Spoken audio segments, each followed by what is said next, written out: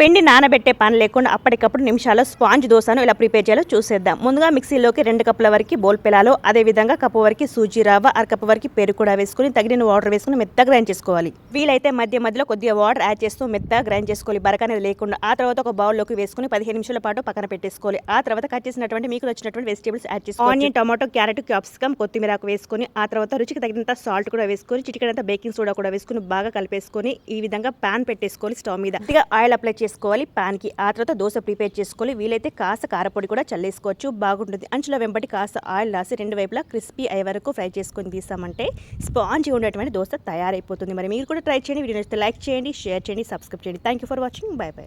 అండి, ఇడ్లీ తిని బోర్ కొడుతుందా? అయితే తప్పకుండా ఒకసారి ఇడ్లీ బ్యాటర్తో ఇలా ప్రిపేర్ చేయండి. ఇడ్లీ బ్యాటర్ అయినా పర్లేదు, దోశ బ్యాటర్ అయినా పర్లేదు. దోశ బ్యాటర్ అయితే ఒక 2 స్పూన్ల రవ్వ కలిపేసి 5 నిమిషాల పాటు పక్కన పెట్టి చేసుకోవచ్చు. ఒకవేళ ఇడ్లీ బ్యాటర్ అయితే అప్పటికప్పుడు చేసేసుకోవచ్చు. మరి ఎలా చేయాలో వీడియోలోకి వెళ్ళి చూసేద్దాం. ఇది ఇడ్లీ బ్యాటర్ అండి. దీంట్లోకి ఉల్లిపాయ ముక్కలు, క్యారెట్ ముక్కలు, అల్లం ముక్కలు, అలాగే సన్నగా కట్ చేసుకున్నటువంటి కొత్తిమీర, రుచికి తగినంత సాల్ట్, 1/2 స్పూన్ వరకు జీలకర్ర వేసుకుని ఒకసారి పిండిని ఈ విధంగా కలిపేసుకుని రెడీగా పక్కన పెట్టేసుకోవాలి. ఇప్పుడు స్టవ్ మీద ప్యాన్ పెట్టేసుకొని కాస్త ఆయిల్ అయినా వేసుకోవచ్చు, లేకపోయినా కూడా పర్లేదు.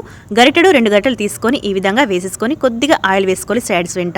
ఆ తర్వాత మూత పెట్టేసి 2 నిమిషాల పాటు మగ్గించుకొని ఇప్పుడు పైన నుండి లైట్ గా ఇలా నువ్వులు వేసేసుకొని మరోవైపు ఫ్లిప్ చేసుకుని మరోవైపు కూడా ఫ్రై చేసుకున్నామంటే ఎంతో టేస్ట్ గా ఉండే స్పాంజ్ అండ్ బ్రేక్ఫాస్ట్ అయితే రెడీ అయిపోతుంది. ఇడ్లీ తినడం బోర్ కొట్టినట్లయితే తప్పకుండా ఒకసారి ట్రై చేయండి. ఒకవేళ ఆల్రెడీ ట్రై చేసి ఉంటే ఎలా ఉందో కామెంట్ చేయండి. ఇదివరకు ఎప్పుడు ట్రై చేయకపోతే తప్పకుండా ఒకసారి ట్రై చేసి ఎలా ఉందో కూడా చెప్పేసేయండి. వీడియో నచ్చితే మాత్రం లైక్ చేసి మన ఛానల్ సబ్స్క్రైబ్ చేసుకోండి. మరిన్ని టేస్టీ రెసిపీస్ కోసం. Thank you for watching.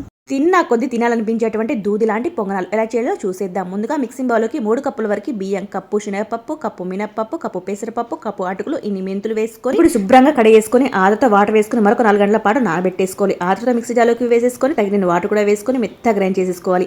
ఇలా చేసుకున్నాక ఒకసారి బాగా కలిపేసుకొని ఒక 6-7 గంటల పాటు పక్కన పెట్టామంటే పిండి అనేది ఫ్లఫీగా పొంగేస్తుంది. ఈ విధంగా సోడా కానీ ఈనో కానీ వేయకుండా పిండి అనేది చూడండి ఎలా ఫ్లఫీగా వచ్చేసిందో. ఇప్పుడు ఒకసారి బాగా కలిపేసుకోవాలి 2 నిమిషాల పాటు. ఆ తర్వాత ఒక బౌల్లోకి తగినంత వేసుకొని రుచికి సరిపడా ఉప్పు, అలాగే మిరియాల పొడి, క్యారెట్, క్యాప్సికమ్, ఉల్లిపాయ ముక్కలు కూడా వేసుకొని కొద్దిగా కొత్తిమీర కూడా వేసేసుకొని వీలైతే కొద్దిగా జీలకర్ర కూడా వేసుకొని మరొకసారి బాగా మిక్స్ చేసుకొని పిండి కన్సిస్టెన్సీని ఈ విధంగా చూసుకొని పొంగనాల ప్యాన్ లో కొద్దిగా ఆయిల్ వేసుకొని తగినంత పిండిని కూడా వేసేసుకొని ఒకవైపు చక్కగా ఫ్రై అయిపోయిన తర్వాత మరోవైపు ఫ్లిప్ చేసుకొని 2 వైపులా చక్కగా కాలిన తర్వాత తీసేసుకోవడం. అంతేనండి, స్పాంజ్ లాంటి పొంగనాలు రెడీ అయిపోయాయి. మీకు వీడియో నచ్చితే లైక్ చేయండి, షేర్ చేయండి, సబ్స్క్రైబ్ చేయండి మన ఛానల్. Thank you.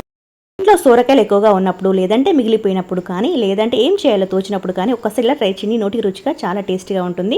ముందుగా దీనికోసం లేత సోరకాయ తీసుకొని పైన పీలప్ చేసుకొని ఆ తర్వాత ఇలా సన్నగా గ్రేట్ చేసుకొని పక్కన పెట్టేసుకోవాలి.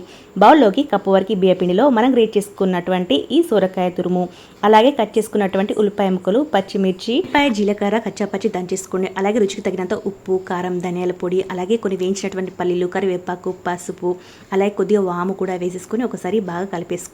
వాటర్ కూడా వేయాల్సిన అవసరం లేదు. మనం వేసుకున్నటువంటి ఈ సొరకాయ తురుముతోనే పిండి అంతా కూడా తడిసిపోతుంది. సో ఈ విధంగా పిండిని సాఫ్ట్గా కలిపేసి పెట్టుకున్న తర్వాత ఇప్పుడు ఏదైనా మందపాటి పాన్ లాంటిది కానీ లేదంటే గంజి కానీ తీసుకొని అడుగున ఆయిల్ అప్లై చేసుకొని ఈ విధంగా పల్చగొత్తేసుకొని పైన కాస్త నువ్వులు చల్లేసుకొని ఇలా హోల్స్లా పెట్టేసుకొని ఇలా కాస్త ఆయిల్ అప్లై చేసుకొని 2 వైపులా మంచి కలర్ వచ్చి క్రిస్పీ అయ్యే వరకు ఫ్రై చేసామంటే ఎంతో టేస్టీగా ఉండేటువంటి సర్వపిండి రెడీ అయిపోతుంది. మరి చాలా టేస్టీగా ఉంటుంది. మీరు కూడా తప్పకుండా ట్రై చేయండి. వీడియో నచ్చితే లైక్ చేయండి, షేర్ చేయండి, సబ్స్క్రైబ్ చేయండి.